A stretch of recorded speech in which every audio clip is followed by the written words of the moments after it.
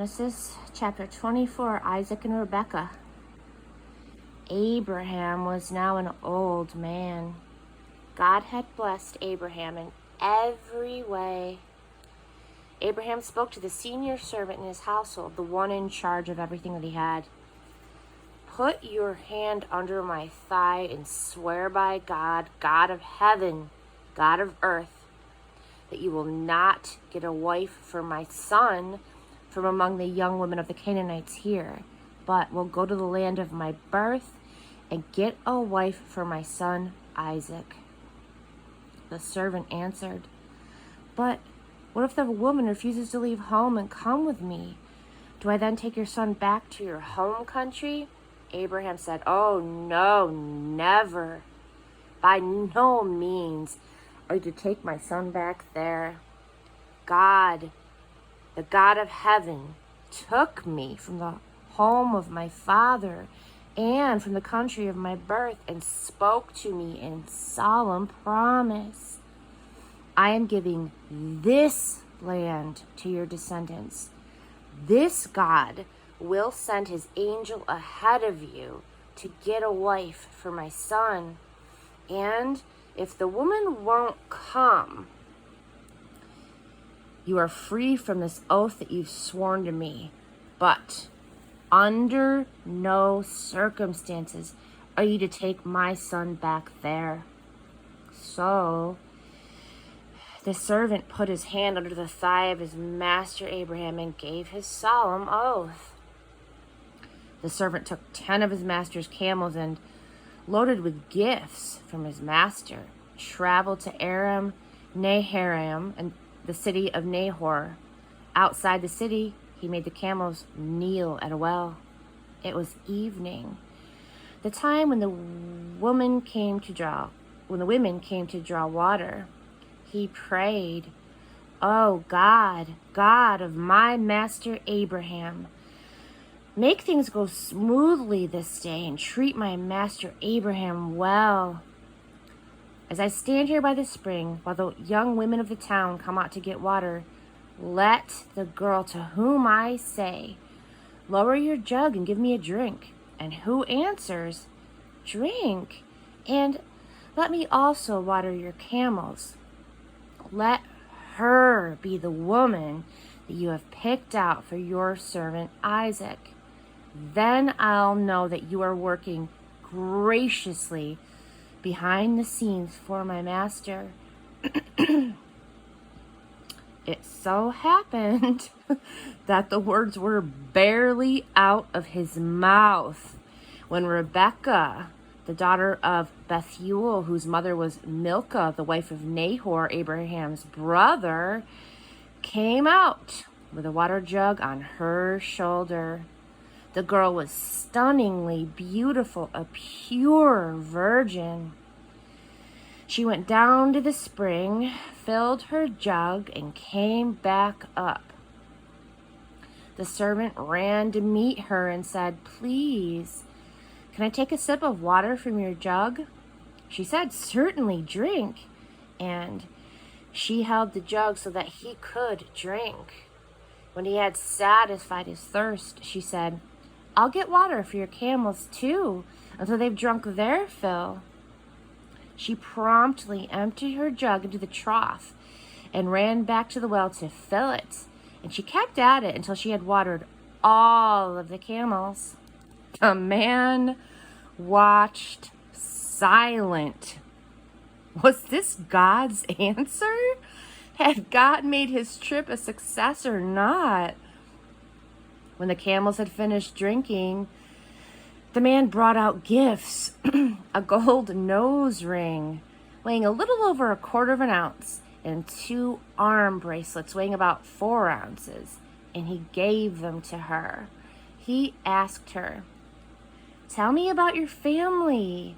Whose daughter are you? Is there room in your father's house for us to stay the night?" She said, "I am the daughter of Bethuel, the son of Milcah and Nahor, and there's plenty of room at our house for you to stay, and lots of straw and feed besides." At this, the man bowed in worship before God and prayed, "Blessed be God, God of my master Abraham. How generous and true you have been to my master. You have held nothing back. You have led me right to the door of my master's brother."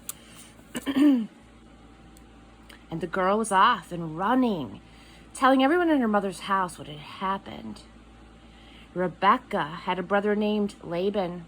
Laban ran outside to the man at the spring. He had seen the nose ring and the bracelets on his sister and had heard her say, "The man said this and this and this to me." So he went to the man, and there he was, still standing with his camels at the spring. Laban welcomed him. "Come on in, blessed of God. Why are you standing out here? I've got the house ready for you, and there's also a place for your camels." So the man went into the house. The camels were unloaded and given straw and feed. Water was brought to bathe the feet of the man and the men with him. Then Laban brought out food, but the man said, "I won't eat until I tell my story." Laban said, "Go ahead, tell us."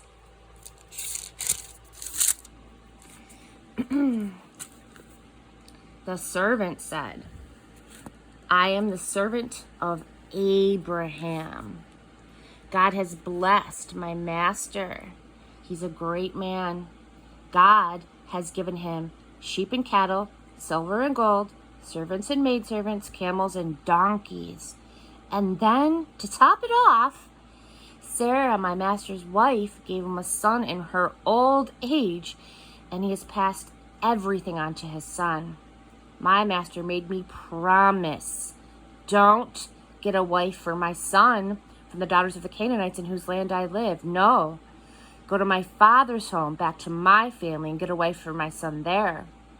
I said to my master, "But what if the woman won't come with me?" And he said, "God, before whom I've walked faithfully, will send his angel with you, and he'll make things work out so that you'll bring back a wife for my son from my family, from the house of my father. Then you'll be free from the oath. If you go to my family and they won't give her to you, you will also be free from the oath." Well, when I came this very day to the spring, I prayed, "God, God of my master Abraham, make things turn out well in this task that I've been given." I'm standing at this well when a young woman comes here to draw water, and I say to her, "Please give me a sip of water from your jug." And she says, "Not only will I give you a drink, I'll also water your camels." Let that woman be the wife God has picked out for my master's son. I had barely finished offering this prayer when Rebecca arrived, her jug on her shoulder. She went to the spring and drew water, and I said, "Please, can I have a drink?" She didn't hesitate. She held out her jug and said, "Drink, and when you're finished, I'll also water your camels."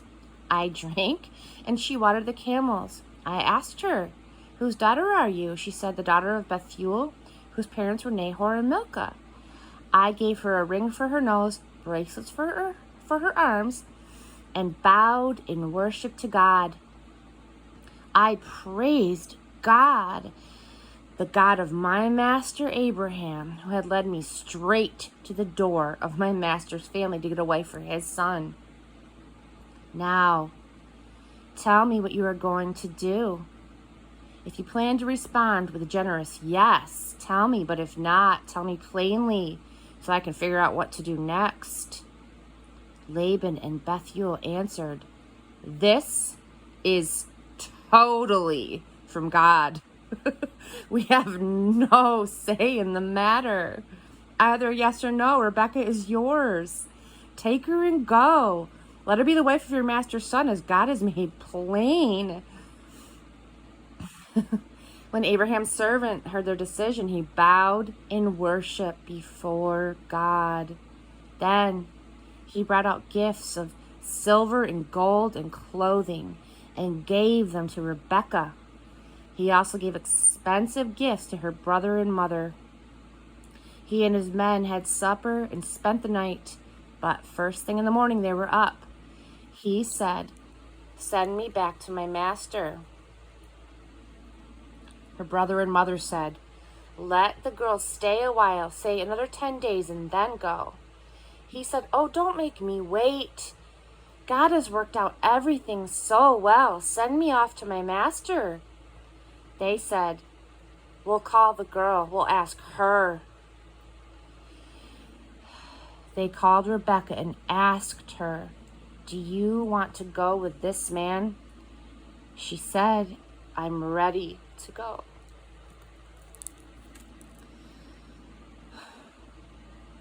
So they sent them off, their sister Rebecca with her nurse, and Abraham's servant with his men.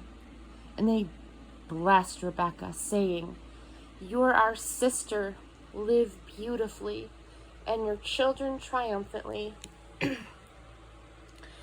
Rebecca and her young maids mounted the camels and followed the man. The servant took Rebecca and set off for home. Isaac was living in Negev. He had just come back from a visit to Beer Lahai Roi. In the evening, he went out into the field. While meditating, he looked up and saw camels coming. When Rebecca looked up and saw Isaac, she got down from her camel and asked the servant, "Who is that man out in the field coming toward us?" "That is my master." She took her veil and covered herself. After the servant told Isaac the whole story of the trip, Isaac took Rebekah into the tent of his mother Sarah. He married Rebekah, and she became his wife, and he loved her. So Isaac found comfort after his mother's death.